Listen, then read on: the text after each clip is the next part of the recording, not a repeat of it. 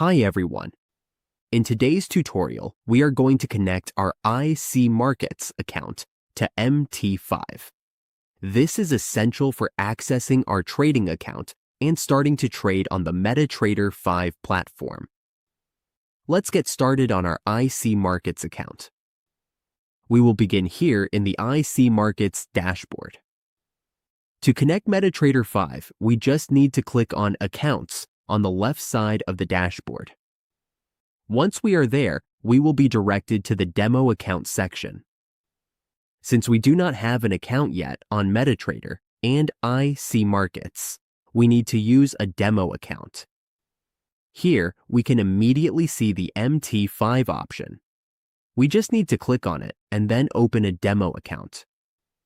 If we already have an account, we just need to select the account. We can choose the free USD option, but it is up to us. After that, we simply click Proceed. Once we refresh, our MetaTrader account will appear. It is now connected to our IC Markets account. That is how we connect an IC Markets account to MT5.